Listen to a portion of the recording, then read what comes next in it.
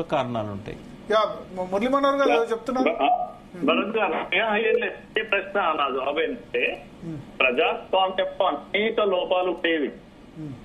మనము చాలా మటుకు సరిదిద్దుకుంటూ వచ్చాం. ఇప్పుడు చివరకు ప్రభుత్వాల పర్ఫార్మెన్స్ పైన ఎన్నికలు జరుగుతున్నాయి, పోటీ పెరిగింది. ఏదో ఒకటి చేసి చూపించకపోతే వాళ్లకు తెరవలేదు. అందుకే సంక్షేమ కార్యక్రమాల యొక్క పోటీ పెరిగింది. దానివల్ల పేదవాడు లాభపడ్డాడు. రోజు రోజు కాంపిటీషన్ పెరుగుతుంది. ప్రజాస్వామ్యం కూడా కొద్దిగా బలపడుతుంది. అంత బాగుందని నేను అనడం లేదు. కనుక ఉద్యమాలు రేపు వచ్చినా కూడా ఏమవుతాయంటే నిజంగా అందులో సమస్యలో పట్టుంటే ప్రజలు మీ వెంట వస్తారు. ఆయుధం కన్నా బలమైంది ప్రజాస్వామ్యమే అవుతుంది. ప్రజాబలమే బలమైంది, ఆయుధం కాదు. ఇది మావోవాదులు ఎప్పుడైతే ఉద్యమాలు కూడా నడపగలరని నా అభిప్రాయం. జనజీవన వి ప్రకాష్ గారు అంటారు, సరే ఈ రూపంలో కాకుండా ఇంకో రూపంలో వస్తుంది అంటారు. వస్తారు, తప్పకుండా వస్తారు. కానీ చివరకు ఆయుధాలు ధరించిన వాళ్ళ వెంట వాళ్ళు రాలేరు.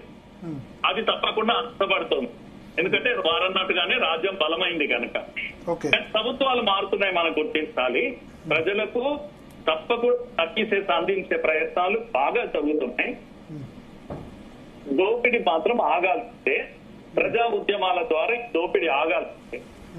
చర్చలో ఎవరు కామెంట్ చేశారు ఏంటంటే nobody is interested in naxalism ideology and brinjal. అంటే నక్సలిజం, ఐడియాలజీ, వంకాయ ఇవన్నిట్లో లేదు. Now youth needs only mobile, net, pizza, city life. అంటే ఇప్పటి generation mobile, net, pizza, city life. ఇది కాంపిటేటివ్ స్పిరిట్ కూడా పెరిగింది. Technology, startup ideas. ప్రకాష్ గారు మొదట్లో చెప్పిన మాట ఒకటి, నేను ఒక్క మాట చెప్పి క్లోజ్ చేస్తాను. ప్రకాష్ గారు ఏమన్నారంటే ఇంతమందిని చంపారు, ఇంకా ఎంతమందినైనా చావండి. మావోయిజం మావోలు పోవచ్చు కానీ మావోయిజం సిద్ధాంతం బ్రతికుంటుంది అని. అది నిజము. ఎందుకంటే మనిషి అనేవాడు ఎప్పుడు ఆలోచిస్తాడు. ఎక్కడ దోపిడీ ఉంటే దాన్ని సహించలేదు. అది అది అది ఎప్పటికీ నిజం. అట్లాగే మావోయిజం కూడా, మావోయిస్టులు కూడా చాలా మందిని చంపారు, దుర్మార్గంగా చంపారు. రైళ్లను పేల్చారు, బస్సులను పేల్చారు, టీవీ టవర్లను పేల్చారు. బీద వాళ్ళను అనుకోవద్దు, ఎస్టీ దళితులను చంపారు. మొన్న రాధా అనే మాదిగ పిల్లలను చంపారు, కిదారిని చంపారు, సోమును చంపారు, రాజ్య నాయకుని చంపారు. నేను 100 లిస్ట్ ఇస్తాను. అయినా సరే రాలేదు వాళ్ళ చేతికి. లీడర్స్ చంపారు, వాళ్ళకు అధికారం దక్కలేదు.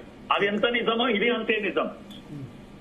కనుక మధ్య మార్గం ఏంటంటే ప్రజా ఉద్యమాలే శరణ్యము, ప్రజలను కలుపుకొని పోవడమే సరి అయిన మార్గం.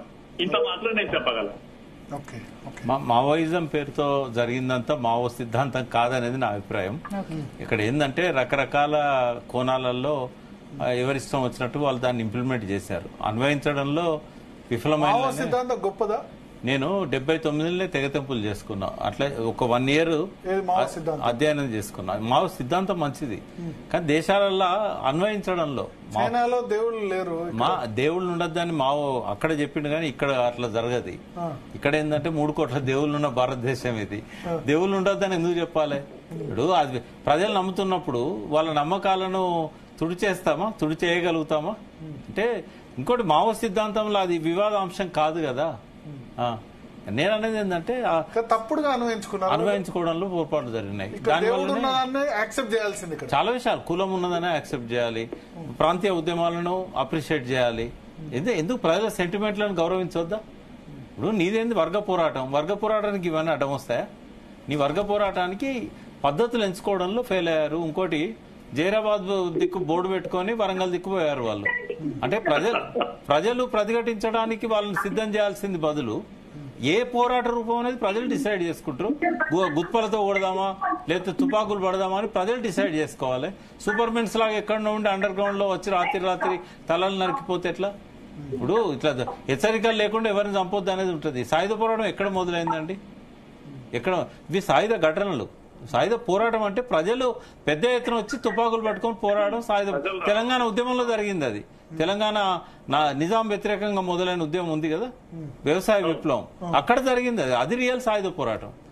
ఇక్కడ నక్సల్బర్లో జరిగింది కాదు, శ్రీకాకుళంలో జరిగింది కాదు, తెలంగాణలో జరిగింది కాదు, ఎక్కడ ఛత్తీస్గఢ్ లో జరిగింది కూడా గెరిల్లా వార్ఫేర్ అని వాళ్ళు చెప్పారు తప్ప పెద్ద ఎత్తున ప్రజల సాయుధ పోరాటం కాదు అది. ప్రజల ఆ స్థాయికి వాళ్ళ చైతన్యం కూడా ప్రజలు కూడా ఇప్పుడు అహింసనే కోరుకుంటారు. అదే కొంతమంది హింసను కోరుకోవచ్చు, కానీ సిద్ధాంతం పెట్టుకొని వాళ్ళు అన్వయించడంలో విఫలమైన, అందుకే లేకపోతే అది అణచివేయబడేదే కాదు. నిజంగానే ప్రజలను వాళ్ళు సాయుధులను చేసి వాళ్ళకి ఆ చైతన్యాన్ని ఇచ్చి పెద్ద ఎత్తున మావోగత చైనాలో చేసినట్టుగా అట్లా చేసినట్టయితే అది అణచివేయడం సాధ్యం కాకపోయేది. బట్ ఇది అట్లా జరగలేదు. చిన్న ప్రాంతాలలో పరిమితమై గెరిల్లా వార్ఫేర్ అన్నారు వాళ్ళు. అది మాటగా దెబ్బతీయడం గానీ ఇట్లాంటివి ఉంటాయి. మురళీ మనోహర్ గారు కన్క్లూడ్ చేయండి. ఫైనల్ గా ఇది సాధ్యమా మురళీ మనోహర్ గారు? సో ఒకటి ఫైనల్ గా ఇప్పుడు అమిత్ షా ఏదైతే టార్గెట్ పెట్టుకున్నారు 2026 మార్చి 31 వరకు సాయుధ రూపంలో ఉన్న వాళ్ళైతే క్లోజ్ అవుతారా? వాళ్ళకు ఇప్పుడు మీరు కనుక చర్చల ద్వారా మీరు ఆయుధాలు పట్టుకుని అడవుల్లో ఉంటే మేము మీతో చర్చలు చేయలేం. మీరు ఈ సీజ్ ఫైర్ అన్నారు కదా, పాకిస్తాన్ వాళ్ళు సీజ్ ఫైర్ చేస్తే వీళ్ళు చేశారు. సో అదన్నా ఒకటి చెప్పాలి కదా వాళ్ళకు. మీరు కాల్పులు ఆపండి, మీరు ఆయుధాలను డంపులలో పెట్టుకుంటారా, సరెండర్ చేస్తారా మీ ఇష్టం. మీరు బయటకు వచ్చి సరెండర్ కానీ, లేకపోతే చర్చలు చేసి సరెండర్ చేయించుకుంటాం. మీరు ఎవరైతే ముందుకు వస్తారో మీ మీద కేసులు ఉండవు. ఇట్లాంటివి ఏమైనా చేయాలి కదా. ఏది లేదు కదా, వన్ సైడెడ్ గా నేను చంపుకుంటా పోతా అంటే ఇది స్వతంత్ర భారతదేశం అని అనుకోవాలా వద్దా? రాజ్యాంగం ఏం చెప్పింది? రాజ్యాంగంలో ప్రాథమిక హక్కులు ఉంటాయి. తుపాకీ పట్టేవాడికి ప్రాథమిక హక్కులు లేవు అని చెప్పిందా రాజ్యాంగం? ఎక్కడన్నా చెప్పిందా? తుపాకీ పట్టేవాడికి, తుపాకీ పట్టేవాడు అవతల వాడిని చంపుతుంటే కూడా నేను ఓన్లీ సెల్ఫ్ డిఫెన్స్ కోసమే పోలీసులు చంపాలి. ముఖం మీద కలిస్తే వీళ్ళు నేను ఒకటే అంటున్నాను, ఒకటే అవతల వాడు చంపు సెల్ఫ్ డిఫెన్స్ ఇప్పుడు జరిగిన ఈ రియల్ ఎన్కౌంటర్స్ వేరు, ఫేక్ ఎన్కౌంటర్స్ వేరు. ఇప్పుడు ఛత్తీస్గఢ్ లో జరుగుతున్నది రియల్ ఎన్కౌంటర్.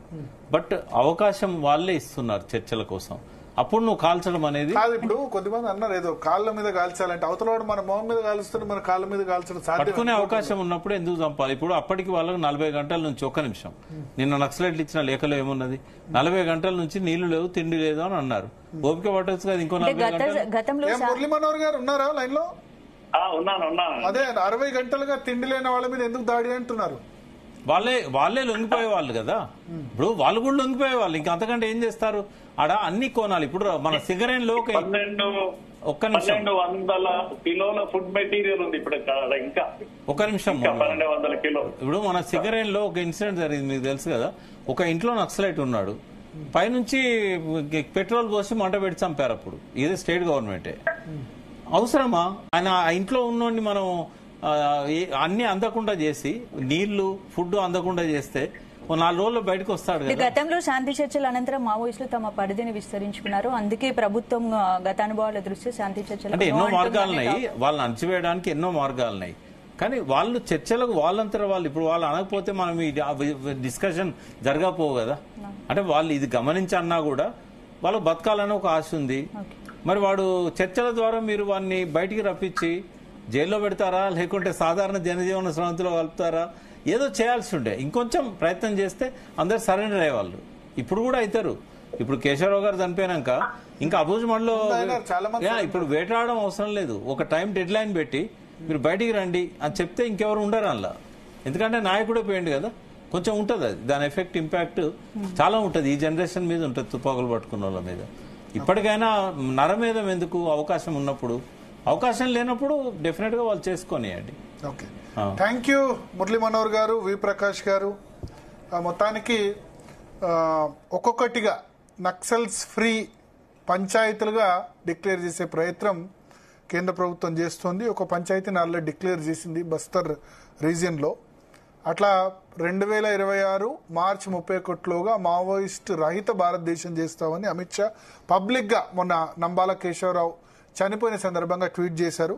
సో టార్గెట్ పెట్టుకుని మరి ఆ విధంగా అయితే లొంగిపోవడమో లేకపోతే ఎన్కౌంటర్లో చంపేయడం అయితే చేస్తున్నారు. దీని మీద పౌర హక్కుల సంఘాలు కానీ లేకపోతే మిగతా వాళ్ళు కానీ దాన్ని ఖండిస్తున్న పరిస్థితి ఉంది. ఇంకోవైపు కేంద్ర ప్రభుత్వం మాత్రం అభివృద్ధికి నిరోధకులుగా నక్సల్స్ తయారయ్యారు కాబట్టి ఈ విధంగా చేస్తున్నారు, వాళ్ళతో చర్చలు మాత్రం ఏం లేవని చెప్తున్నారు. ఇది వాళ్ళ DNA. Stay tune to Zee Telugu news.